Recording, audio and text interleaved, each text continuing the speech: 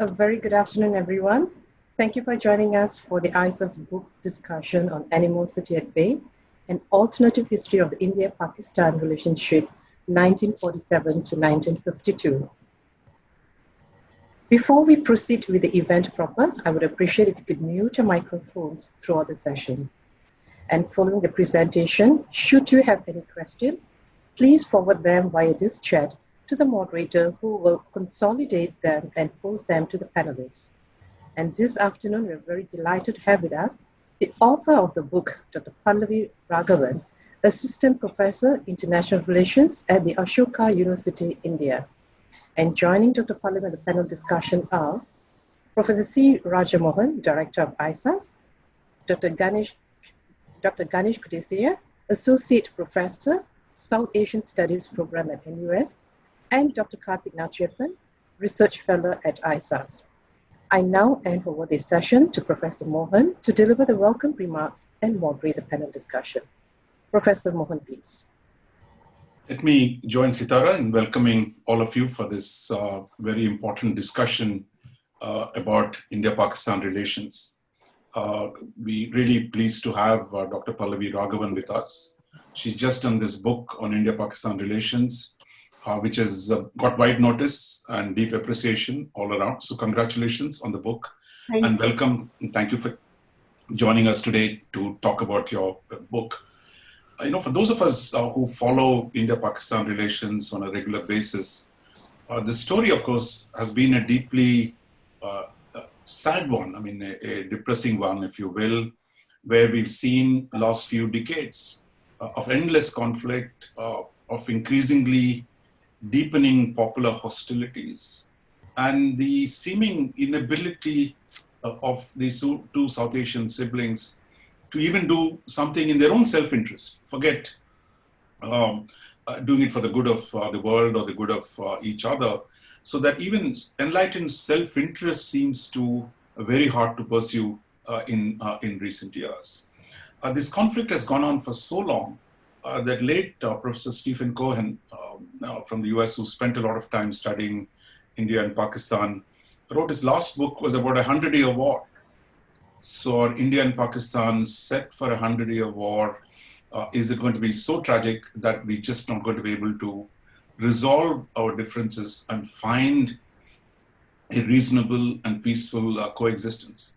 So despite all the gloom and doom, and I think we have Pallavi's book, which brings a ray of hope, not just as as we say, lighting candles at the border, but actually reflecting on a very important moment in India-Pakistan's history, immediately after partition, which was one of the greatest tragedies that took place in the 20th century, and shows us how the leaderships in both the countries sought to overcome that tragedy, create the basis for civilized engagement between the two new nation states, and the kind of framework they developed to resolve a whole host of problems. When you break up a ancient society, then you have a whole lot of problems, from managing river waters to territorial disputes to question of minorities, that this historic civilizational space was broken up, and the consequences were quite tragic and dramatic. But how did these two leaderships in both the countries try and address those issues? By pointing to that episode, what Pallavi also generates hope that all is not lost, that with political will and agency, we should still be able to find a path forward between India and Pakistan. And to discuss the book, I have two distinguished colleagues. One, Professor Ganesh Kudesia, from the South Asian Studies Program at the NUS, and my colleague at ISAS, Dr. Karthik Nachiappan. Ganesh is a historian, and Karthik is a scholar of international relations. So we have a wonderful panel here. We'll have Pallavi speak to us for about 15 minutes. Then I have Ganesh and Karthik speaking for about 10 minutes each. And then I'll try and moderate a discussion between them in terms of the points that emerged out of the three presentations. And then we'll open up for a question and answer session. So please don't wait till the end. Keep sending in your questions into the chat room, and one of my colleagues will summarize it and keep sending it to me. So welcome again, and I hope you'll enjoy this very important discussion about a very consequential book. Thank you. Pallavi, the floor is yours. Thank you, Dr. Rajamohan, for agreeing to moderate this. And can I just begin by thanking Karthik and Ganesh for participating in this discussion, and to thank Karthik in particular for having the idea to put this together. I was also really glad to kind of come discuss it, with amongst you, partly, because I think there's a kind of convergence that this book kind of also offers between the study of India's IR and the study of India's history. And I thought this particular panel was particularly well placed in being able to kind of offer insights into how these two things are kind of, they go well together. They complement each other, and and would be able to kind of, bring out themes about how a discussion of India's international relations and its approach to foreign policy making is very critically kind of informed by its history. So I wanted to say, thank you again for having me, and how kind of pleased and delighted and excited I was to participate, in this discussion. If I could, I thought I would use this time just to give the audience a kind of kind of broad overview of how I came to write this book, and the kind of conclusions that it arrives at. And the book itself is drawn from a PhD thesis which I completed at the University of Cambridge in 2012. I was working in a history faculty with Joya Chatterjee, and it was and it had kind of started out as a kind of study of the administrative trying to evaluate the administrative consequences of partition on the state structures of India and Pakistan. And I was trying to, I was trying to sort of see, how state making, happened in India and Pakistan as a kind of, in the shadow of the partition. And, because of that kind of concern, I was also quite interested in the institutions that kind of evolved in India and Pakistan. What, how exactly they were, how exactly they were affected by the partition. And I realized that there was a really interesting story to be told about the shaping of the two foreign ministries of India and Pakistan, and how, in a very I don't know, almost visceral kind of way, there was a kind of impact that partition left, that that kind of shaped the process of the foreign ministry, of creating the foreign ministries of India and Pakistan. So these institutions were, in a sense, a reaction to the partition. So I was trying to, so that is where my, it's from there that my kind of, concern with the study of the bilateral relationship between India and Pakistan in the 1950s kind of emerged. And I was trying to, evaluate the impact of partition on the making of the relationship, and how it was kind of mediated. This relationship was kind of mediated by the two foreign ministries.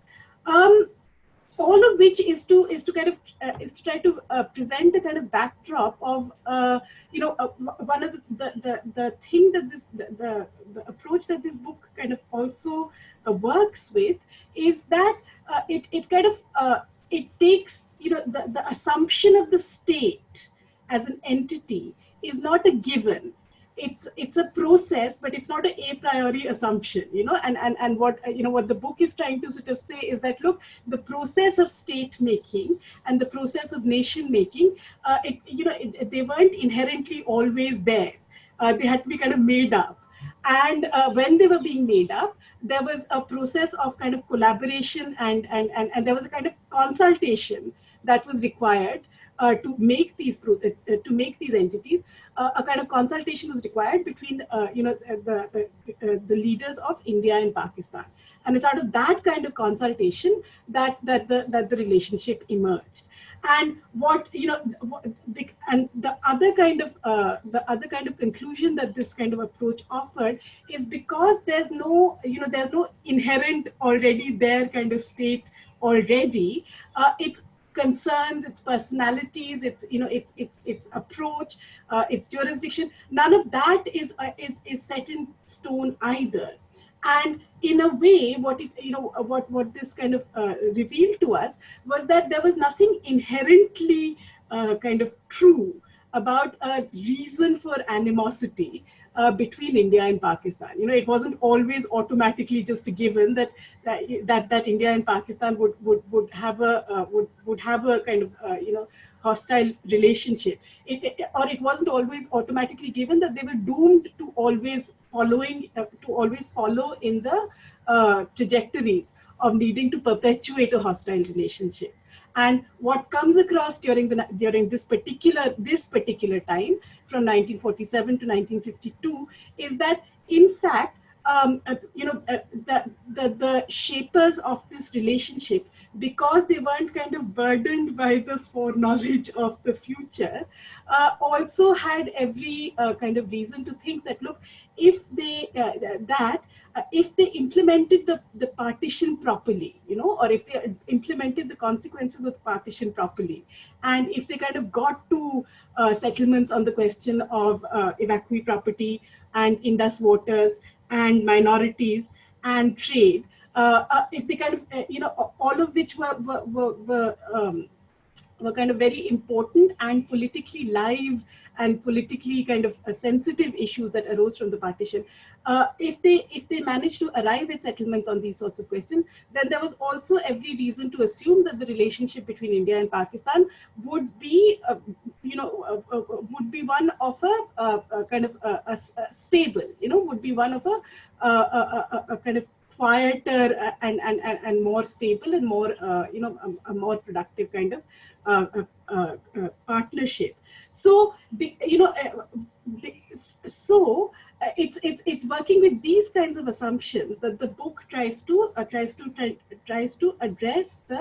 the consequences of partition on the shaping of bilateral relationship. Now, one important kind of aspect that is missing from this book is a discussion about Kashmir. And and what it doesn't, kind of deal with is the, is the shaping of the Kashmir conflict. And I'd like to offer a reason for this as a way of trying to show you what the book is actually about. And one of the reasons that this book kind of doesn't deal with that aspect is that there's already a huge amount of very substantial and excellent kind of literature about this, including, for example, Pallavi Raghavan and many other excellent kind of historicized studies of this dispute. But also, I felt that other equally tense and equally politically sensitive issues that emerged out of the partition, which offered equally a good reason to kind of subsequently perpetuate narratives of animosity between India and Pakistan. Other aspects that have emerged out of the partition, I felt that those aspects merited a book on their own terms, and so other aspects such as, as I'm saying, evacuee property and the question of minorities and the question of water, aspects in which there was a substantial, amount of bilateral dialogue between the two foreign ministries of India and Pakistan. These aspects had to be kind of, included in a book by themselves in order to offer kind of a new or a fresh or a different kind of insight on the making of this relationship. So what this book does is to look at how these negotiations on these questions progress between India and Pakistan. And what it what it kind of highlights is that is that there was, the kind of central assumption that the leadership kind of worked with in order to deal with these questions was that that there had to be a process of collaboration and consultation with one another, and that in order to be able to demarcate the the responsibility and the jurisdiction and the sovereignty and the demarcate themselves, and to kind of arrive at a conclusion of the partition, and to arrive at a kind of settlement about the partition, it was important to do this in consultation with one another, right? And it was important to do this in collaboration with one another. And so there's, alongside the many reasons of hostility between India and Pakistan, which this book, accepts, what it's also trying to bring out is that somewhere there's a, foundational reason that there's also a process of dialogue and collaboration between India and Pakistan, and that this has to be kind of, and that the reasons for dialogue and collaboration between India and Pakistan is so that these two entities can kind of demarcate themselves more clearly, and that this imperative has to be kind of, integrated further into the analysis of the relationship. So just to very quickly kind of conclude, I'm going to give a very brief kind of summary of the kinds of things that the book looks at. One of the things that it looks at, for example, is the progress of the No War Pact, which was carried out between Nehru and Liaquat Ali Khan, and which was which explored the ways in which which was basically this kind of proposal that neither country would declare war on the other in the first instance. And this was, and that this was correspondence carried out between the two prime ministers in the public eye, and whose progress was kind of closely monitored and closely informed by the bureaucrats on both sides. And one of the things that this book tries to show is that, again, if you take a step back, just the fact that correspondence was had at all in the backdrop of, after all, a war in Kashmir in 1948, in the face of every single reason to have animosity, have a bad relationship, the fact that correspondence was had in itself is interesting. And I'm saying that the reason that it was had is because there was an attempt to kind of create statehood, in India and Pakistan. And similarly, I also look at the progress of the shaping of the Nehru Liaquat agreement, which was this agreement signed over the question of minorities moving, in the Bengal Delta, who in the 1950s also posed, the scale of this movement also posed a kind of significant political kind of challenge to the governments of Nehru and Liaquat Ali Khan in terms of a lot of domestic questioning about whether, these governments were kind of equipped to have the resources to be able to rehabilitate these minorities. And in the face of a common challenge that came from their domestic constituents, it was important for Nehru and Liaquat Ali Khan to arrive at a settlement on the question of minorities. And I also look at, at negotiations around bilateral trade and water sharing, all of which, the contours of the discussions around these issues were in many ways quite similar to what was, to how they were kind of handled and discussed and understood even in the 90s or the 2000s. The contours were quite similar, but and in many ways, both the problem and the solution was understood by the bureaucrats of the foreign ministries of India and Pakistan, even in 1948 and 49. Like, they understood what the issue was, but they were also willing to put in place frameworks where the issues could be bilaterally negotiated. And what the book is trying to kind of bring out is how negotiations on these questions were carried out. And so what the book is trying to argue is that, look, that there's a greater need to kind of also arrive at a more nuanced understanding of exactly what it is. Why is it that there's that there's reasons for kind of conflict between India and Pakistan? Because after all, if you look at the sorts of in many ways the reason for the animosity between India and Pakistan kind of defies logic. In terms of either religion or in terms of state institutions, in terms of the government, or in terms of in terms of the reasons for perpetuating the reasons for perpetuating animosity. In the face of each of these rationale, there's also an episode in the course of the relationship which kind of contradicts the logic. So if you think that, look, that at heart it's a religious dispute that's moving this thing forward, then that there are also many episodes in the course of the relationship that show that, look, the leadership on either side was never a kind of excess of religious piety, never made up their their approach. Or if you think that, look, it's to do with the styles of governance, that it's something that happens when there's a democracy and an authoritarian state at work. Again, there are all kinds of episodes in the history of the relationship that show that that it was also possible to arrive at settlements during differing governments in India and Pakistan.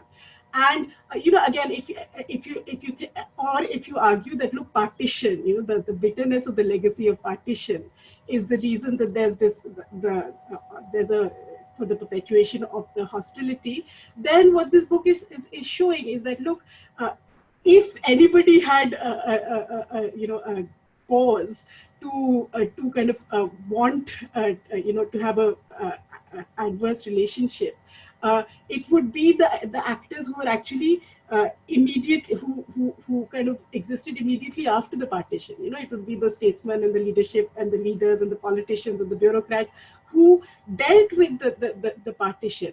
And those particular people, I mean, who suffered the brunt of the excess, of the excesses of partition violence and partition kind of bitterness, they were the ones who kind of argued that a more kind of constructive approach to the relationship had to be taken. So in many ways, the events that immediately followed the partition belly the assumptions for exactly why a more hostile relationship between India and Pakistan ought to be perpetuated. I think I'll stop here and I can take any questions that come later. Thank you. Thank you so much, Pallavi, for the nice summary of the book. Maybe if you want to show us the book, maybe you can just show us before I go to my colleagues.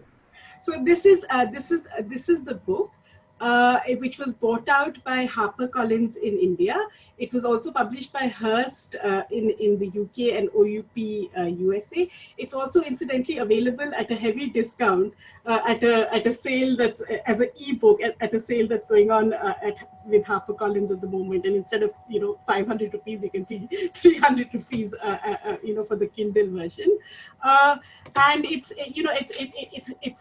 not a very long book, but it's kind of it's based on a lot of archival research, which incidentally I carried out in the Public Records Office in London, and as well as relying on a lot of memoir and newspaper literature of the actors involved in this story.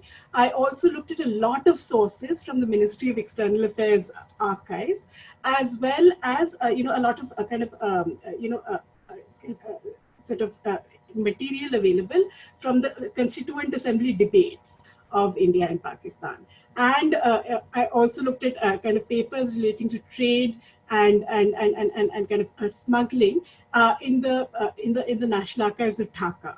And so this this book is kind of based on the archival material that kind of came from those sources. Thanks, Pallavi. So now I'm going to invite Professor Kudesia. So Gyanesh had actually has done recently a fabulous book on 1950s India, And he and Professor Taeyong was also a colleague of ours at NUS, looked at how India and Pakistan dealt with the consequence of partition. So I think it's wonderful to have him here. Thank you, Ganesh, for joining us. And please, next 10 minutes, you want to respond to the ideas that Pallavi had presented. I want to begin by firstly congratulating Pallavi for a very well written thesis, a book which I think is quite a remarkable achievement, because she very kindly shared the first draft when it was written as a thesis many years ago. And I've seen the changes that have come about in the enormous energy and effort which is put in making it a book. Now, you know, historians are notorious for writing very dense texts, which are written for other historians. And of course, that makes them rather unreadable. But what Pallavi has done is to really write a very accessible, a very compact book, very clear in its argument. And it is not just something which other historians or other IR scholars can read, but this is something which is more accessible to the general reader. So I think it's a very big achievement. Yeah. I think I want to begin by making a couple of observations. The first point I want to make is that Pallavi began as she began as a historian looking at partition and looking at the aftermath of partition. And but in this book, I see a distinct movement away from what has emerged as partition studies in the last 20, 25 years. You know, this sort of subfield began to develop in the early 1990s. And then, you know, I think it sort of was at its peak, or rather began the peak around the 50 years of partition in 1997. And then from then onwards, you know, it has continued to draw scholars. Even today, you find younger scholars being drawn. It began with historians looking at it, then gender scholars and literature scholars who got into the act, and then anthropologists and political scientists. And over the last 28 years, it continues to grow as a cottage industry within the field of South Asian writing. And I think this is very welcome. And, you know, but what I see in this book, Pallavi's book, is a kind of an effort to move away from that literature and to make it more impactful by trying to situate it within the discipline of history of diplomacy and international relations in IR. And this is, I think, a wise thing that has been done. The third thing I want to say is that, you know, Pallavi joins the company of a new generation of very talented scholars who are writing on the history of international relations in the South Asian context. Of course, the most distinguished of this group is Srinath Raghavan, with his 3 books on the war and peace in the Nehru era, the global history of the 1971 war, and the more recent work on the US involvement in South Asia, all grounded in empirical work, all grounded in the archives. Then there is Rudra Chaudhary's book on India-US relations, you know, Rakesh Ankit's book on Kashmir during the Cold War era. More recently, Tanvi Madan's book on, you know, the triangle, which the US, China, India, you know, how US looks at China and India. So I think I've yet to read Karthik's book, but what is common through all this, the common thread that runs through this, is the deep exploration of archives and in the study of international relations. So the study of IR in some ways has taken an archival turn. And I think this is very welcome, because this has opened up new knowledge. And I think the recognition that new knowledge, new insights can come about only by a deep exploration of archives, which will change historiography, which will change how people look at this subject. So I think this is again very welcome. And in some ways, you know, your book Pallavi is going to start a lot of conversations, because there is that group of people who will respond, and there are many tracks, many things to be followed up. Now, what is the big thesis that Pallavi is trying to put forward? And I think it's a very bold thesis which she's trying to put forward. This is really an alternative history of India-Pakistan relations in the most formative years between 1947 and 1953. I think this is very important because, this mode of inquiry of alternative history, of speculation, of counterfactual, of looking at narratives or looking at history not just as a linear straight line of what happened, but rather looking at it in terms of what could have happened, what were the possibilities. I think this is a very important kind of intellectual engagement, intellectual activity. And I think this is to be encouraged. And I think the more this happens, the better it will be for the discipline. So we need to explore we need to speculate on what happened, what could have happened, and think about the counterfactual, the what if scenarios. So I think this is again very commendable. Now, in terms of the existing narratives of how the India-Pakistan relations have been looked at, as Pallavi mentioned, that they have been looked at in terms of inherent hostility. So there is a kind of a destabilizing of narratives, and the destabilizing of narratives are really in terms of this, if you look at the titles of books which have been published in this area, the titles have words like conflict unending, a war without end, the conflict frozen in time, deadly impasse. All these are actually titles of books. And in some ways, the deeply entrenched idea that India and Pakistan are inherently hostile, this idea is very deeply entrenched in the scholarship, in the public perception. And what this book is trying to do is to unsettle this idea. And I think this is to destabilize this narrative by looking at this very important conjuncture in the first 5 years of the birth of the two dominions, and in looking at the areas of collaboration, the areas of cooperation in the face of animosity.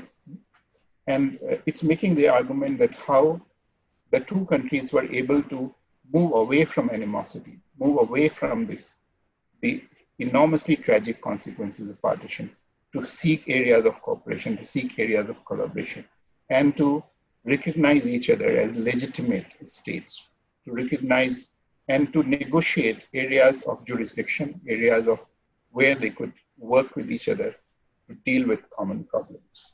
So I think this is where the main contribution of the book comes. And I think Pallavi makes a very complex and a very nuanced argument about what she describes as the finality of partition.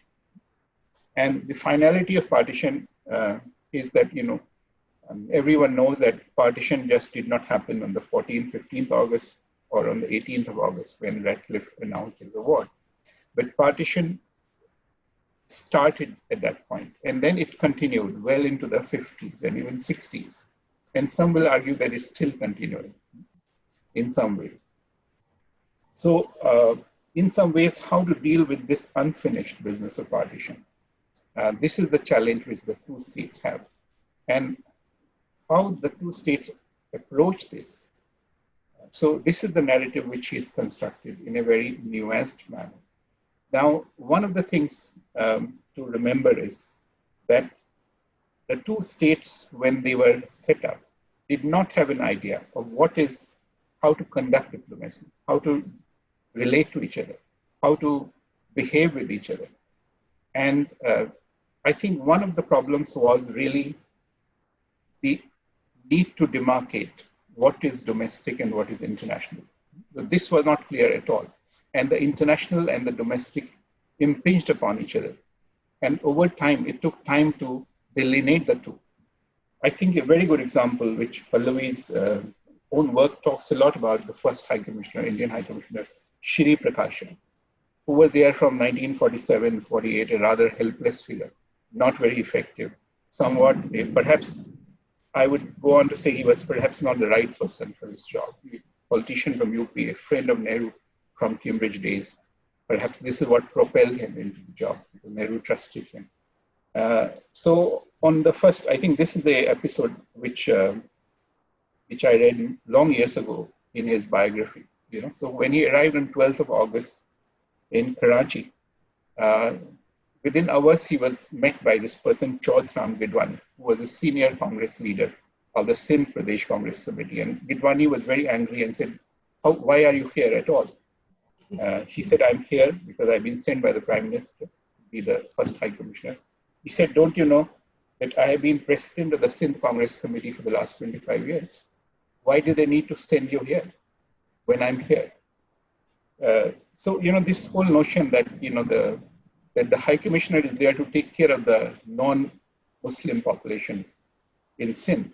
And since Gidwani was the president of the Sindh Congress, he could do the job. So this great distorted perspectives about what is domestic, what is international. So this is just an illustration of this problem. And then, both the countries then have to delineate what is the domestic sphere, what is the international sphere. And this was not simple at all. And I think this is something which you have captured very well. For example, the Nehru Liaquat Pact actually gives the High Commissioners and the Deputy High Commissioners in the two parts of Bengal the kind of oversight over the welfare of the religious minorities. This is something unthinkable if you look at the theory of international relations. So I think this is something which you've done very well. And I think this is then of course, the book provides a very detailed account of how the diplomatic infrastructure was created to establish the bilateral mechanism and how the bilateral mechanism was used to advantage to deal with a whole range of issues, the personalities who were involved from the Indian side and from the Pakistani side, people like Sir Girja Shankar Bajpai, Subimal Dutt, Chaudhry, Muhammad Ali, H.M. Patel, Zafarullah Khan, the diplomats, the early public figures who were very central to this whole process. And then, of course, the work which some of it has been published on the Nehru Liaquat Pact in No War correspondence between Nehru and Liaquat. I think those are real contributions. I think what I really enjoyed, and I think is a real contribution, is the chapter on the economic and financial relations of the two countries. I think this is a very under-researched area, and I think we made a beginning in this. Now, I have some questions. Perhaps I will reserve those to the later part. And one or two disagreements. Perhaps I should state them now. Raj, how am I doing for time? 3 more minutes? Surely a couple of minutes, 3 minutes. Okay. So maybe I should begin with maybe a question first. So the question is really this whole idea that the finality of partition, or both the states are trying to finalize the partition, runs through your narrative. Now, this would lead one to take the view that, as the 50s, winded down, as the move away from partition happens temporarily, some of these issues would settle down, and they did settle down. So the relations would improve. But relations don't really improve in the late 50s or the early 60s. They actually take a very bad turn after 62, after the India-China war, and then continue to deteriorate, leading to the war in 65. So is there any explanation that you have? I'm just wondering, is it really a very special conjuncture that you have looked at? Is it really, because this is really the period before the polarizing effects of the Cold War come to South Asia. I mean, Stalin is still alive. The India-Soviet Union relationship is not warm. It's full of suspicion. But Stalin continues to look on India as a lackey of the United Kingdom. It is still part of the Commonwealth. It does not understand the nature of the Commonwealth. And the whole rhetoric of non-alignment is still yet to come. And in some ways, So US is involved with both India and China. India and Soviet Union haven't got that close relationship yet.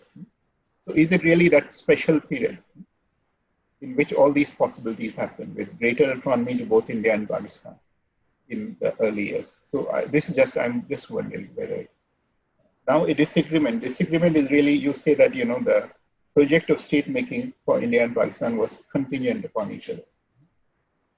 So I would perhaps only partially agree with this argument, because the Indian project was, of course, affected by partition, because partition affected, led to, it imprinted the Indian polity. It led to a strong center, it led to, delayed the federal arrangements, it impacted the linguistic politics, it delayed the reorganization of states. Of course, it impacted the making of citizenship laws and all that. But it was not done with reference to Pakistan. And then you say that, the majority communities, both the states of India and Pakistan, consolidated their grip on the majority communities and entrenched themselves. And this was used by both the states to bolster their position and legitimacy. This is page 13. So this again, I would like to disagree, because I don't think India is trying to, the Nehru government is trying to consolidate itself within by, addressing the majority community. Actually, Nehru's effort is really to, prevent that, because there is a great Hindutva push undercurrent within and outside the Congress, which he's fighting. And that continues very, very persistently between 1947 till 1952, the election results, when he has a respite. Yeah, so I'll stop here. Thank you. Thank you, Ganesh, for that, stimulating first response. And as a historian, I think you have yourself have studied this part of the history of India and Pakistan. Maybe, Pallavi, you can respond to this later. You have the two questions he has raised, one comment, one question. So maybe from a historian now, we'll move to a political scientist, international relations scholar, because as Pallavi said, the book is part history, part international relations. So Karthik, the floor is yours. Professor Mohan, thank you. Pallavi, thank you for writing the book. This very accessible, contemporarily relevant history. So I'm going to speak about the book for about 10 minutes or so from an IR foreign policy lens, tease out some of the implications and offer some additional thoughts that could be taken up during our discussion. I felt a deep kinship with the work that I have been doing on multilateral negotiations and how I generally view Indian foreign policy myself, and how scholars should perhaps study negotiations going forward, given the access to empirics that we now have. And I hope what you have done with this book and this history shows what scholars can do on contemporary Indian foreign policy issues as well. So I have 4 takeaways from the book. The first one has to do with institutions. If one reads most analyses of India and the IR or Indian foreign policy literature, there's a pervasive sense that the institutions and agencies that manage India's foreign affairs are inadequate or not fit for purpose. Generally, the metrics used to arrive at such judgments are quantitative and rather staid, like the number of diplomatic missions or foreign service officers who shoulder great burdens which in some way constrain or affect India's positions and foreign policies on a number of issues. Yet seldom do we get deep scholarly accounts that show how institutions function over time, how they respond to opportunities, react to constraints, and weigh implications, both domestic and international. And also how durable this institutional memory is, and if it lasts over decades. The book demonstrates that institutions do matter, showing the level of bureaucratic involvement and bureaucratic competency that compelled and drove both countries to work together to address real challenges and, more importantly, reveal how they did it. Without this close interaction and cooperation, as the book reveals, figures from both sides realized that the extraordinary challenges unleashed by partition and state building will only intensify, complicating their coexistence and delaying their desire to become full-fledged states. The range of progress made was also quite unparalleled on issues like you mentioned, on transfer of populations, questions of abducted women, negotiating migrant settlements, sorting out water issues, and so on. By doing so, the book, I think, reveals the perils of making really strong claims on India's institutional capacity with respect to foreign policy by focusing disproportionately on matters of high politics alone, without sufficiently taking into account prosaic matters which often remain under or unappreciated. The focus on institutions, I think, also allows us to probe how bilateral and multilateral dialogues essentially served as instruments that not only shaped India's interests, but also the extent of questions concerning both sovereignty and cooperation in those early years. The book, I think, also shows that scholars have to use more dynamic, fluid notions of institutions to measure India's institutional capacity when it comes to foreign policy. So that's my first point. The second has to do with this, with the question, this perennial IR question of interests or ideas with respect to state behavior. So one key debate in the field of IR is trying to understand what causes or drives the behavior of states. Interests, as realists would claim, or ideas and perceptions which constructivists would back. When applied to the India-Pakistan context, these axioms either point to the existence of a security dilemma driven by deep-seated mistrust that either grew out of real constraints and power asymmetries, depending on which side you are looking at this from, and the insecurities that are shaped by the perceptions of individuals and groups. And a lot of the scholarship on India-Pakistan has been produced through these lenses, where the focus still remains on questions connected to the stability-instability paradox in the context of imminent conflict and nuclear weapons, and how these realities vitiate bilateral ties. Now, the wrap around constructivists has always been that their arguments do not meet sufficient empirical scrutiny, or that it is difficult to show how certain ideas and perceptions directly cause certain outcomes. And I think in this book, Pallavi demonstrates that how that can be achieved by nesting a constructivist argument within an institutional approach or the process of state making or state building. The core argument in the book, I think, resembles a constructivist one, signifying that cooperation between both countries was caused by mutually recognizing the finality of partition as an epochal event that then determined the courses of actions taken by Indian and Pakistani governments from 1947 to 1952.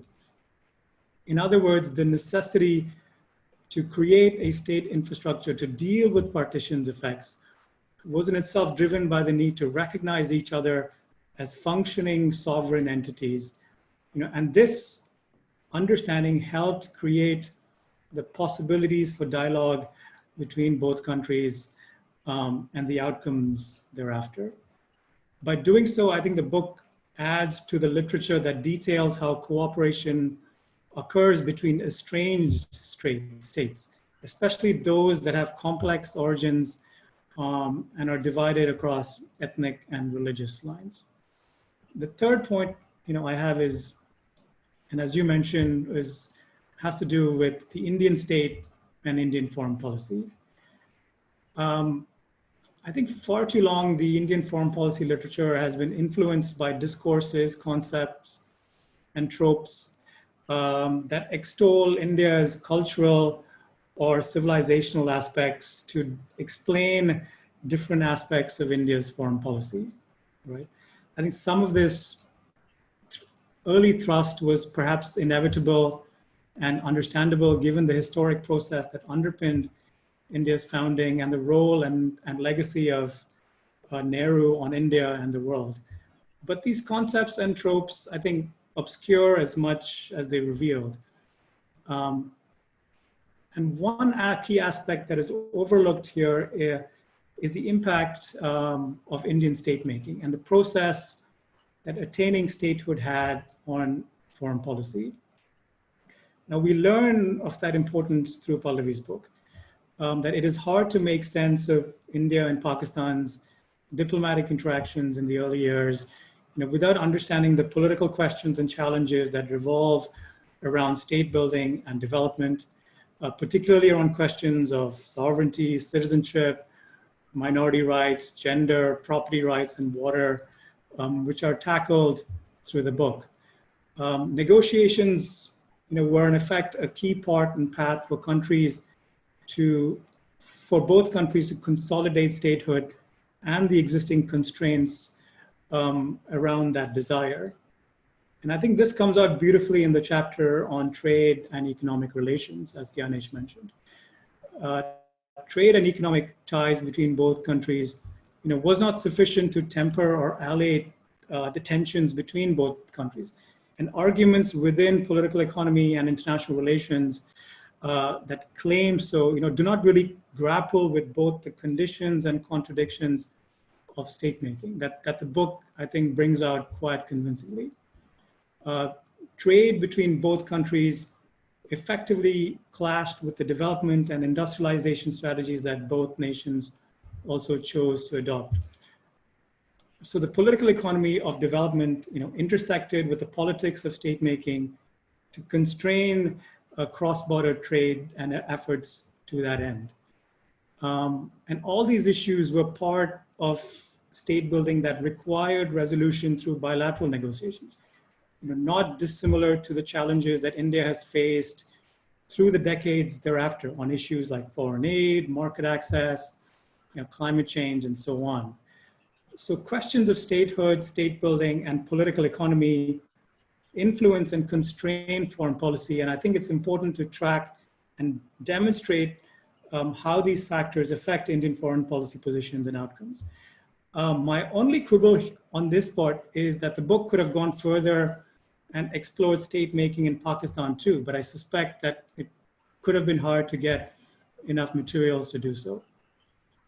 My final point has to do with the impact of structural factors on foreign policy. The book demonstrates, I think, quite clearly that we need to grapple with and unpack how structural factors compel and coerce states to work together. The book recovers the idea of cooperation between India and Pakistan and each aspect of that cooperation, be it division of assets, the Nehru Liaquat pact, resolving evacuee property issues, and the Indus Water Treaty, all of which involved intense negotiations, and all of which was caused by partition, the division of the subcontinent into two countries, right? So at the same time, a Cold War was also taking hold, the threatening to split the world into two blocks. And all these developments influenced diplomacy between India and Pakistan in those early years. The constraints that were posed by partition and war, and also the Cold War, compelled Indian and Pakistani diplomats to craft a framework to address a litany of issues that arose thereafter. At the same time, both countries were also wily enough to grapple with these shifting patterns of power and use that to their advantage. The Cold War effectively had a constraining effect not only on how both states interacted with each other, but also how they fashioned a strategic relationship with the United States. And that comes out through the book as well. Yet the impact, and this is an issue that I had, which I'll raise now before I finish, The impact of these structural factors, be it partition, war, also had its limits. For instance, the No War Pact that was discussed in 1950, a seemingly historic proposition, did not prevail. And I hope Pallavi in the discussion after will be able to discuss why it failed. There were clear limits to cooperation between both countries, that was revealed by the failure of the No War Pact. Yet the structural pressures this issue faced was not dissimilar to the others that were covered, in the book.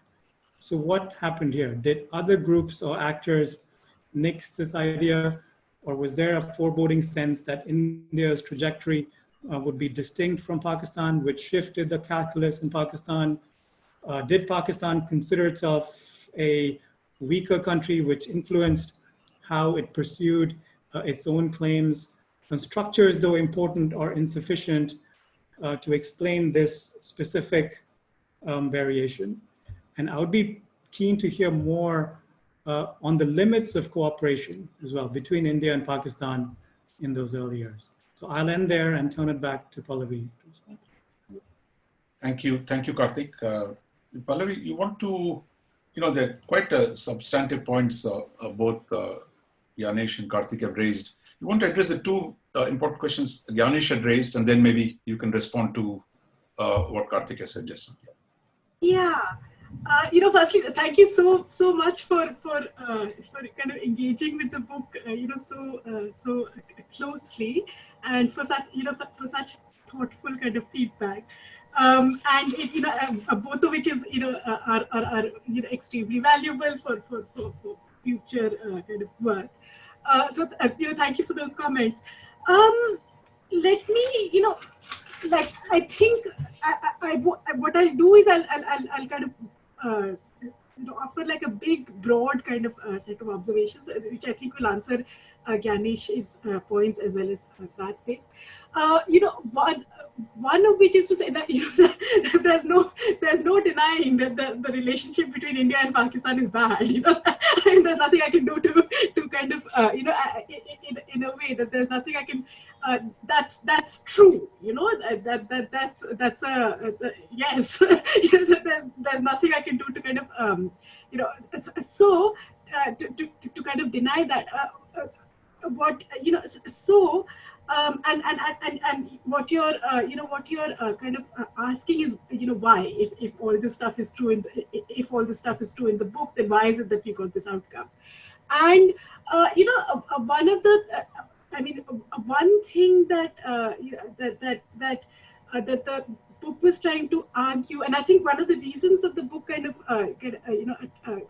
gained some amount of traction is because I think that it was sort of realized that I kept sort of saying that, look, it's a partition book, it's a history book, it's a kind of history faculty, but there's there's allegorical significance about the issues that the book kind of raises in the during the 50s, and the ways and what's going on today. And so what the book is kind of trying to argue is that given the preponderance of and much of this is it's not wrong, but given the preponderance of the literature that there is and the realities that there are on the bleakness of the of the bilateral relationship, given the kind of given the reasons, the very real structural reasons that do exist for hostility between these two states, what the book is trying to argue is that given that all this is true, why is it you would think that it would be kind of the acts of violence between India and Pakistan would be much apocalyptic, much worse. That you would think that if you carry the arguments about the reasons for hostility between India and Pakistan, if you carry those arguments to their logical culmination, you would think that there's something central, that the central reason that drives all drives all policy out of India and Pakistan was that of hostility of one another, and that their central kind of purpose was the elimination of the other. and and that acts of warfare, hostility, tension would be directed towards towards a much bigger end. And what the book is trying to say is that given the fact that every single all reasons existed for a hostile kind of relationship to go forward during the 1940s, there's also another reason that the leaders on both sides decided not to take the hostility as far as they could have, and that that reason is also structural in the state making process of India and Pakistan, and that what tempers the dynamic between the dynamics of hostility between India and Pakistan is the fact that these two states are kind of held up because of a mutual because of a mutual recognition of one another, of the finality of partition. So I think that kind of process also needs to be worked in further. Secondly, what I also kind of wanted to bring out was that that one of the things that the study about dialogue and negotiations and and the institutional logic of the foreign ministries and how they kind of kick into action once after the partition. One of the things that kind of one of the insights that kind of offers us is that in many ways what was sort of recognized by the diplomats in both India and Pakistan is that that they were facing a similarity of the challenges that they faced were similar to one another. And on the Minorities Pact, for example, what they were,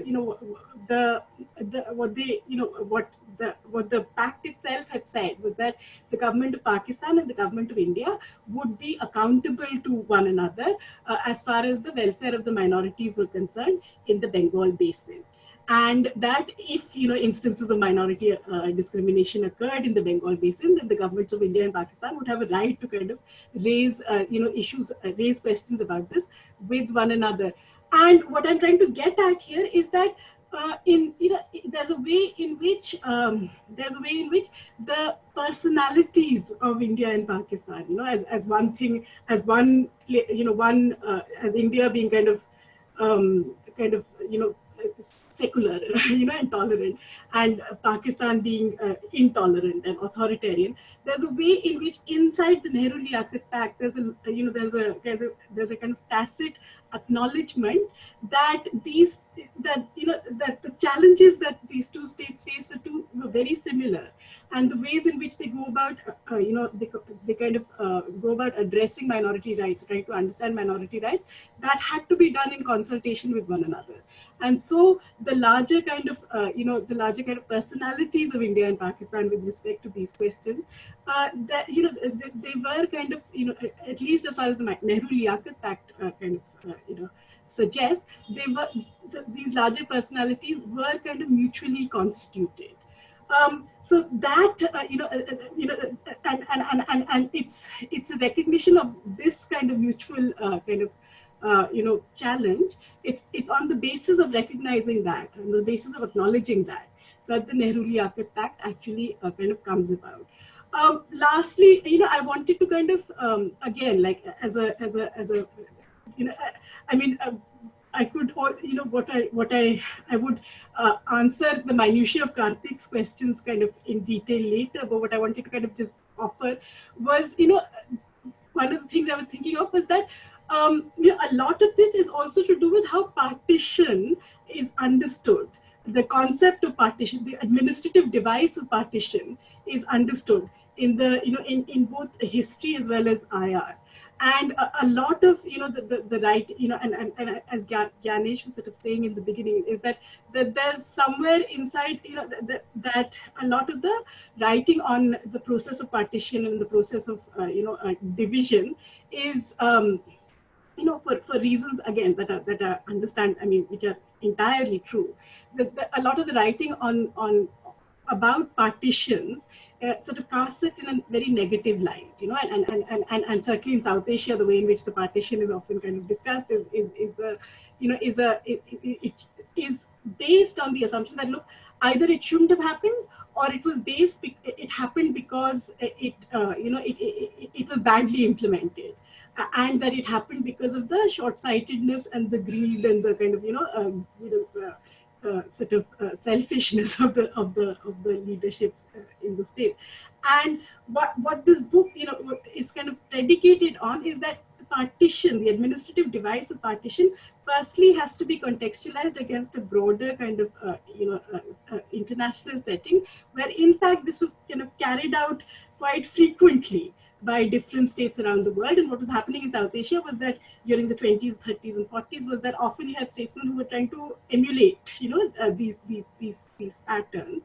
And secondly, when it was carried out, it also offered kind of productive spaces of innovation as far as how institutions could develop, and it offered kind of ways for institutions to kind of for different state institutions for them to evolve, and for them to kind of shape themselves in response to this process, and to kind of and to kind of offer at settlements that didn't necessarily show that the process of that the administrative idea of partition itself was necessarily a bad thing. So it's we have a lot of some interesting questions. I want to bring the audience in. Okay, so if you wrap up the initial response to these, then I'll go to the audience questions. Yeah. So it's, I mean, at its broadest, what this book is kind of trying to call for is trying to think about the process of partition in a slightly different way, in a slightly more, in a slightly more comparative way. And one of the questions actually that did come, which I was, if I could, from Professor Kanti Bajpai, when he was saying that, look, can you, an interesting parallel here would be Singapore and Malaysia. And again, it's obviously the issues and the people and the setting and the context is entirely different, but it's at the same time, the theme and the kinds of issues that arose from the separation of these entities are comparable to the ways in which India and Pakistan kind of dealt with this question. And incidentally, a lot of these issues also kind of came to light again over the Brexit debate. So one of the things I think that we need to try to do is to think of how do states deal with the question of partition, and have a range of different answers to that, some bad, some good, and to try to position India and Pakistan and the relationship between them inside a continuum of that answer. So shall I go to the audience? Can you hear me? Yeah. Pallavi, you are ready. So at this point, I think it's good to bring in the audience. I think they've been waiting quite patiently, and there are a lot of interesting questions. One interesting question was about, I mean, you talked about the involvement of the bureaucracy, but the fact that the elite was fragmented, almost suddenly and dramatically, that how did the interfamilial relationships between, say, for example, the civil servants, the bureaucracy, the political elite, I mean, did it have some impact on how you saw the early years that you study and write? So is there any impact of that? Yes and no. And the reason I say this is because, it did have a lot, it did have some impact. That one of the strange things about the India-Pakistan kind of relationship and the infrastructures that we used to define its contours is that it drew from exactly the same kinds of people, from exactly the same kinds of backgrounds, who spoke exactly the same language, and who ate exactly the same food, and who went to the same schools, and who went to the same universities, and who were often related to who were sometimes related to one another as well, to boot. And so there's a strange kind of intimacy in how they're kind of going about forging the relationship, because there's a way in which they are particularly well placed to be able to understand the other's points of view in a way that you don't have in a relationship between, I don't know, India and the US, for example. So that element of kind of knowing the other extremely well, particularly in these first years, does play a role in how the relationship goes forward. But at the same time, you can go too far with this kind of analogy as well. And one of the things, because one of the things I kind of show in the book is that, for example, if you look at a figure like Sri Prakash, or even if you look at a figure like Chaudhry Khalik-ur-Zaman, both of whom were making precisely this claim that, look, what is the reason for animosity between these two countries? We just,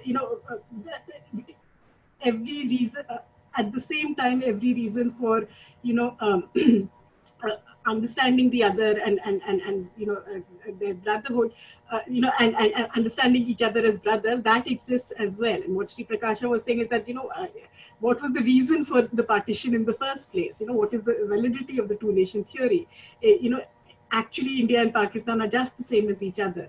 And what happens immediately after, within kind of weeks of August 1947, is that somewhere that rationale stops working, and one of the one of the kind of subsections in the book offers this kind of outline of how both Sri Prakasha and Chaudhry Khalik-ur-Zaman, when they tried to package the India-Pakistan relationship as this kind of, as in terms of something that could simply be understood in terms of,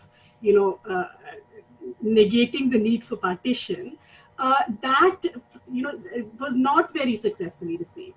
And what happened as a consequence of the partition was that there were different kind of institutions and different kind of interests that also kind of kicked into motion. For example, in Sri Prakasha's case, by other officials in the Ministry of External Affairs, or for example, in Chaudhry, in Khalik-ur-Zaman's case, where Zafrullah Khan and other officials in the Pakistan foreign ministries, they said that it, that familial ties and being familiar with one another is all very well, but at the same time, the partition states of India and Pakistan have their separate interests. And it's important for actors to be able to pursue, policy making, having understood that.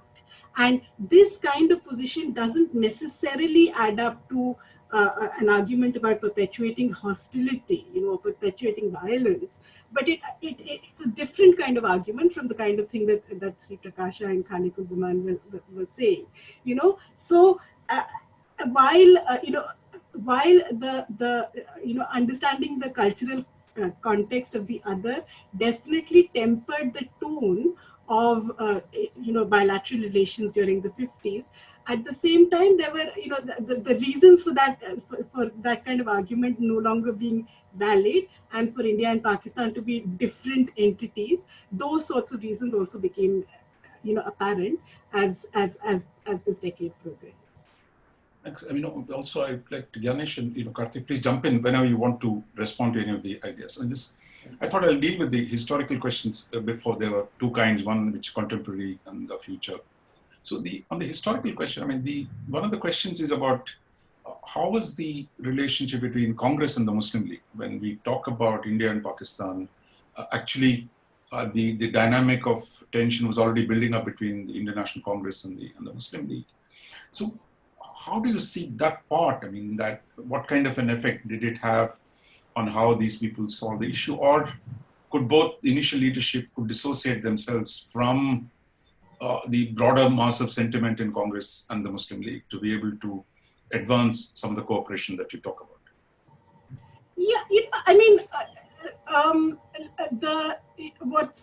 what was interesting about both the Congress and the Muslim League debates, and the way in which they shape and the way in which they affected the bilateral relationship, is that again, like it's a question of extent. It's a question of degree. Like to some degree, their kind of observations were valid in the relationship, and to some degree they were kind of dispensed with. And at the same time, the what the book is also sort of trying to highlight is that, again, if you consider the context of partition, of these UP politicians kind of at each other's throats over 2 decades over the question of whether or not partition ought to happen, and over the question of how is it that minority rights were to be defined in South Asia. Those sorts of concerns, I think, did kind of manifest themselves in the making of the relationship, in the making of the subsequent relationship. And one of the kind of people I kind of draw out is a figure named H.S. Suravarti, who subsequently becomes Prime Minister of Pakistan, whose kind of understanding of the India-Pakistan question in the 50s, in many ways was mirrored, was reflected in the clauses of the Nehru-Liaquat pact. And because what a lot of the Muslim League politicians were saying was that, what are you going to do about the question of how are you going to acknowledge and understand and accommodate minority rights? And how is, and it's insufficient to kind of just hope or just claim that you're going to be an entity that will give equal acknowledgement to both. What's needed for minority rights is some kind of institution, or some kind of actor with enough institutional heft that is able to protect the rights of minorities all around the subcontinent. And a lot of the Pakistan debate, a lot of the debates between the Congress and the Muslim League was just how is it that this kind of institution is to be evolved, and it's out of those sorts of deliberations that the partition, the transfer of power negotiations is also affected by. And again, a lot of this is not isolated to South Asia alone. A lot of this is informed by the debates that were being had about minority rights by the League of Nations, by the United Nations during the 30s and 40s in Europe as well. And so, this kind of preoccupation with about how is it that minority rights get kind of reflected in the shaping of the bilateral relationship, does demonstrate itself. I mean, the best example I have is the Nehru-Liaquat pact, but it's also, in other kind of negotiations, including, for example, evacuee property, or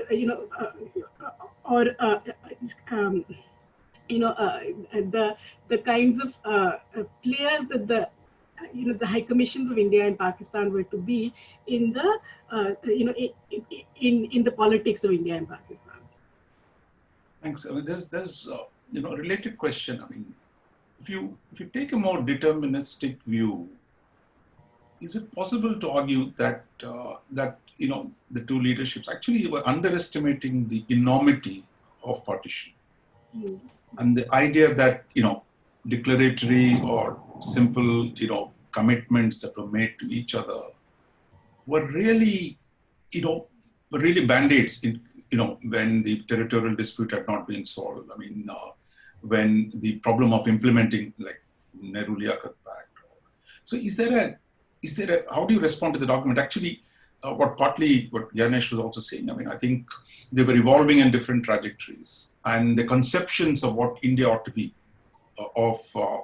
the two sides was very different, whether it's a question of federalism, whether it is a question of central authority, the nature of the relationship between minorities in the center. So the Congress and Muslim League had a very, very different conceptions of the future of how to organize the subcontinent. So are we underestimating the structural inevitability? In retrospect, it's easy to say inevitable. So how do you deal with that argument? Yeah, it's the vision, the different visions that the Congress and the Muslim League had about South Asia, about governing South Asia, about the kinds of administrative institutions that ought to be fashioned, in South Asia, and their responses, to questions of federalism, what kind of actors should be given more kind of prominence in South Asian affairs.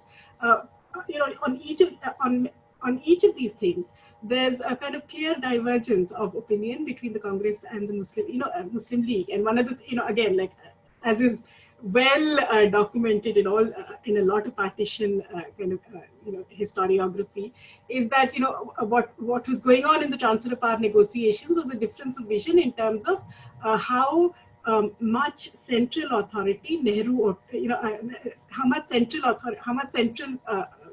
power a central government would have. And what really kind of Nehru and Jinnah differed on was, is it just a unitary center that's going to kind of unilaterally decide about what is to be done in the rest of the realm, or is it something that's more diffused, so that different kind of actors and in particular minority actors, their interests are not subject to the whims of this unilateral unitary center. And as I'm, and some of those, and it's really that Nehru and that the Congress and the Muslim League differed on,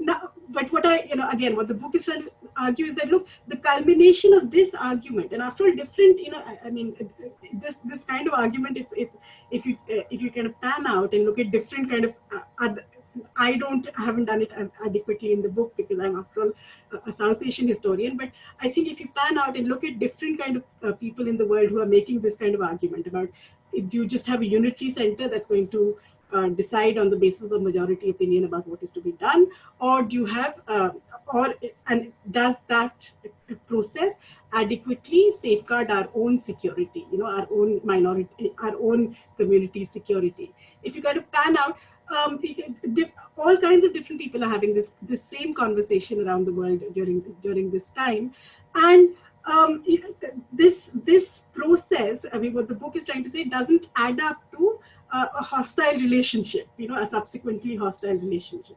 I mean, it may or may not, but there's nothing inside that argument that suggests that India and Pakistan were going to have a kind of a violent and hostile relationship between them later.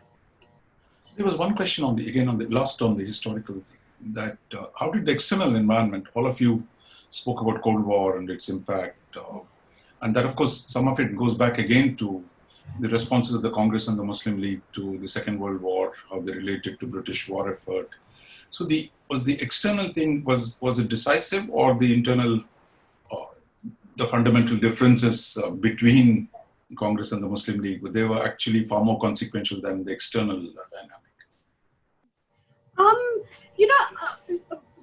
I mean, one of the things I try to bring out in the book, in this chapter on shaping international personalities. Now, obviously, the India and Pakistan very rapidly fashioned for themselves differing international persona, and a fashion for themselves differing trajectories about what they're going to do in the international arena, from to the and take every care to kind of carefully demarcate themselves from one another in the 40s and 50s. And the Cold War kind of dynamic kind of enters, as a lot of recent kind of scholarship shows, including Rakesh Ankit's, is that to an extent that has not been understood until now, the Cold War dynamic kind of entered into South Asia, India's and Pakistan's kind of calculations entered into South Asia much earlier than what has previously been understood. Like, it was there from the 40s itself. It was definitely there in the 50s. It wasn't this thing that kind of suddenly occurred to South Asia in the 60s and 70s.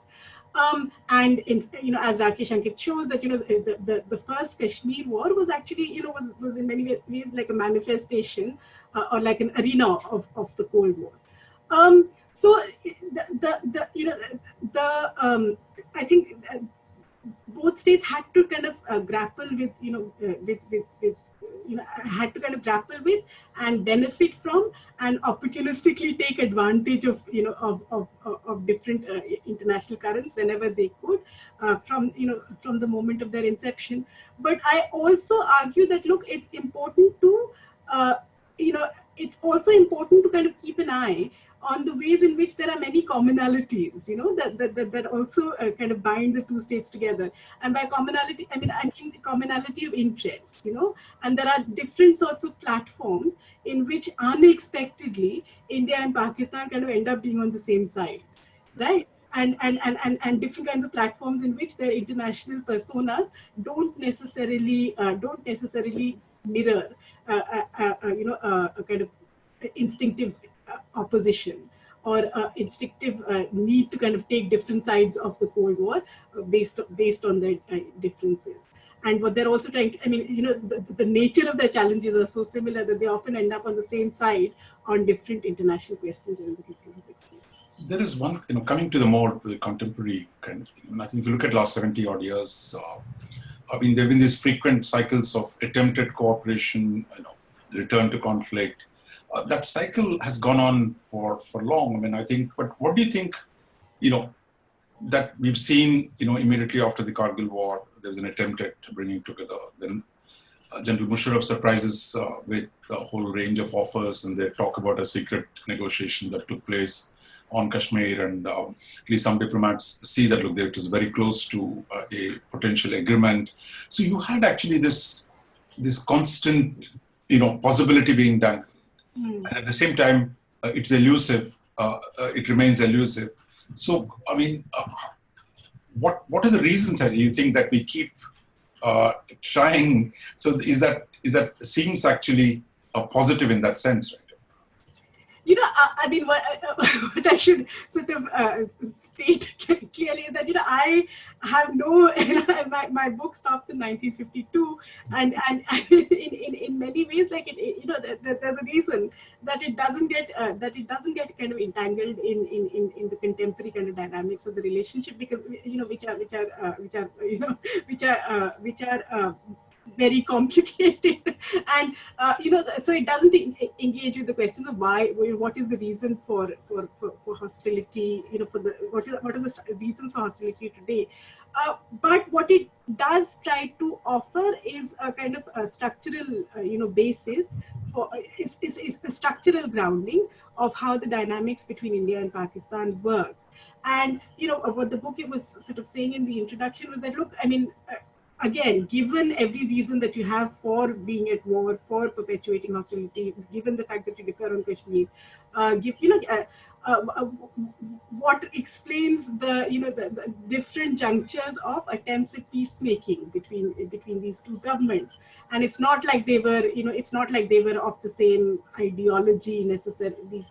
The parties that attempted peacemaking, they weren't of the same ideology, they weren't of the same, they may or may not have been of the same kind of belief system or ideology. What they were trying to do, though, much like the actors in the 50s, was to kind of finish, it was to kind of demarcate themselves, and to kind of finish with the business of partition, and to kind of try to finish themselves as state entities by entering into this process. That was the rationale, that you had to kind of have a more clear demarcation from one another. That's the basis on which a lot of cooperation that carried out in the 1950s was done. So that's the argument that the kind of book makes, and at the same time, what it also kind of looks at a little bit in the conclusion is that this whole process of finishing yourselves as state entities, it's extremely complicated in South Asia, and what you got are often are states that are still chasing the nation, that are states that are still chasing the idea of who is to constitute the nation, who is to be in the nation, which kinds of communities, historical memories ought to constitute the nation. And these types of questions, actors understood in the 50s, could be answered in consultation with one another. They couldn't be unilaterally answered. Questions on the, where the evolution, it's not about the, the book, the period you cover, but say, assuming, we've seen some attempts at, as you said, of trying to, break through the difficult situation that we're in. No, but where would you see the leadership coming? That was one question in terms of, as we look to the future, where could the forces for reconciliation in both the countries come from. And second, the question is now, given the kind of COVID, post-COVID situation we are in, or in a COVID, in the middle of the situation. So if a lot of people saying, look, the world won't be the same. Of course, a lot of times, once the crisis passes, it looks like the same, the whole world endures in many times. Now, given this, I mean, is there a moment still, if we have to make that breakthrough of, not even talking about peace in absolute sense, but even reducing the conflict. So where would those forces be, and do you see any of those happening? I mean, I think what happens next in India-Pakistan relations is anybody's guess, so, and certainly, I mean, I have no way of knowing. My book finishes in 1952, a good 75 years, before the present. What happens next is anybody's guess. As I say, like my sense is like the underlying kind of processes that I've outlined in the book will, in some shape or form, continue to play a role in how in the considerations that kind of motivate India and Pakistan's dealings with one another. The other kind of theme I should have, I mean, I want to talk a little bit more about was that, the other thing that kind of puts the 50s apart from the present is the capacity of the state, is the understanding of the capacity of the state. And what you had in the 50s were actors that believed, very strongly that the state, that's the thing that will bring about progress, and that will bring about kind of change, and that will bring about, conciliation, and that will bring about, education and development. The state is the best vehicle to do that. Right, and it's out of that kind of framework that a lot of dialogue processes were also entered into, and I think so it's to the extent that kind of set of ideas continues to be dominant in policy making in South Asia today. It's to that extent that there are kind of avenues towards a better relationship. Or what might happen is that the state institutions just become absolutely obsolete, and because of just that that other actors take over the relationship between the two states. On COVID, my feeling is that Karthik is the better person to answer that question. So I'm going to give both of them, maybe chance to respond to some of the issues. I mean, it doesn't have to be any specific one. A lot of interesting, because we're beginning to run against the clock. So maybe start with Karthik and then go to Gyanesh to talk about some of the issues that came up in the discussion and the questions. Karthik, you want to go first?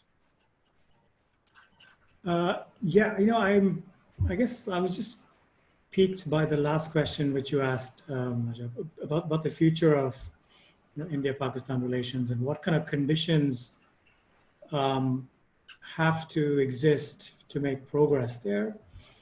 And one of the things that came out of the book was, the sense of self of both nations was not clearly set in the early 1950s, which allowed for a range of different kinds of cooperation to take place, right? And I think that is different today, right? Both countries have very firm ideas and sense of self and national identities, which in itself could militate against any form of or kind of cooperation between them. And the other thing, was the trauma of partition, which Pallavi and Gyanesh sort of spoke about. That itself forced them to, get the institutional mechanisms in action and to drive them to engineer certain outcomes that possibly might not happen in other eras thereafter. I mean, especially now. So unless something as dramatic or traumatic as partition unfolds, we probably should not, or might not expect the levels of cooperation that we witnessed in that half decade, which is documented in the book. So those are, two thoughts that I wanted to just end with. Thanks, Karthik. And Ganesh, you want any final comments on the discussion that came up? I think I would perhaps, I'm not very qualified to speak on more contemporary issues, because I think that's really the domain of IR scholars who follow the news very closely and the undercurrents. But I would rather confine myself to the period that has been discussed, which is really the late 40s and the 50s. So in the 50s, I think one of the key things that happens is the need to recognize the asymmetry between India and Pakistan, which develops increasingly. I think one has to take cognizance of the fact that, the resource endowments are entirely different. The kind of limitations with which Pakistan has to begin with no capital, the economic resources which are so constrained, and in terms of the institution building challenges. And then in the 50s, the founding fathers are gone, and then the sort of Muslim League unravels. So all these are well-known facts, but how does the trajectory of Pakistan work out in the 1950s in terms of, deepening the legitimacy of the nation, making it more inclusive, resolving issues of power sharing, resolving issues of creating a political framework which would be inclusive rather than exclusive, avoiding the dominance of one particular group. I think the sort of failure of the constitution to be adopted. I think the 50s are a very important period both in terms of state making and nation making, and they are particularly understudied in the context of Pakistan, except for the initial work which was done by Aisha Jalal, which was more focused on defense and security in the aftermath of the Kashmir war, and how, the argument she put forward was that this really led to the entrenchment of the military elite. But I think the 50s need to be studied much more intensively from the perspective of Pakistan. And then I think this will give a sense of the trajectories which then evolve and which we continue to see, 70 years on. So I think this is what I would say, and perhaps stop here. So just, Pallavi, last words. Is your next book on the 50s too, or what are you working on? As you look ahead after a successful first book. Thank you so much again for having this, and I really enjoyed the discussion. And in many ways, the arguments that Professor Kudesia is making, that they're valid, and what all that this book really shows is that there's more room for study of how aspects of the 50s have contemporary kind of relevance. And importance, in terms of understanding the states of India and Pakistan today. As far as my future kind of project, like what I'd like to do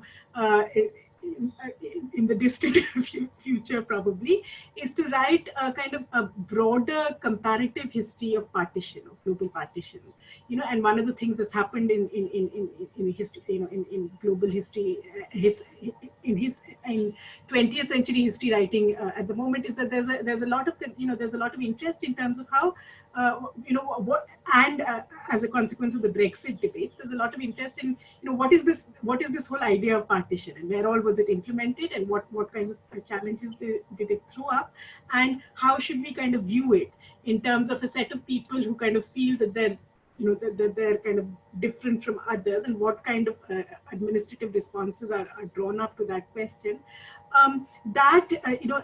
Process needs to be understood more clearly. And so I think my study of India-Pakistan relations and the Indian partition, I'd like to kind of see exactly why is it relevant to international politics today. Thank you, Pallavi. I think all good things must come to a close. I think we've had a wonderful discussion, and we could have gone on. In fact, there were many other thoughts that were coming, so I'll apologize to questioners. Not all issues could be taken up. But I really want to thank you for joining us and having this book, presenting this book to an audience in Singapore and this part of the world. And my special thanks to Gyanesh and Karthik, for Karthik in particular for making it happen, and for Gyanesh for agreeing to come and giving his historical insights into the relationship.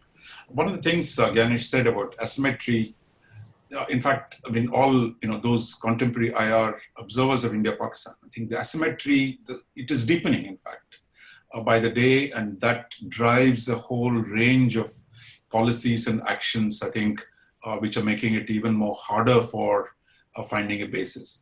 But I'll end up on a hopeful thought. For all the difficulties that we've had, the fact that there was a continuous exploration, I mean, by many leaders on both sides, I think it also points that India-Pakistan, as it comes through your book and the comments of both Karthik and Gyanesh, that look, they're not just to any nation states. They're not France and Germany, though people keep referring to France and Germany can do it, why can't India and Pakistan do it? They're very different. And I think it's more like a joint family that breaks up, and the kind of deep animosity, the accretion of grievances piling up. At some point, I mean, that this has gotten worse in the last 70 years, despite those efforts. But I think that the fact that it is not France and Germany also leaves hope that actually there are always possibilities for breaking through the kind of tragic history that we've had for the last 70 years. So please, thank you all of you for joining us. And please, I don't know, there's a form of, applause, I think, in this Zoom conversation as well. Please join me in thanking Pallavi, Gyanesh, and Karthik for joining us this afternoon. Thank you all, and have a good day and a long weekend. Thank you. Thank you. Thank you.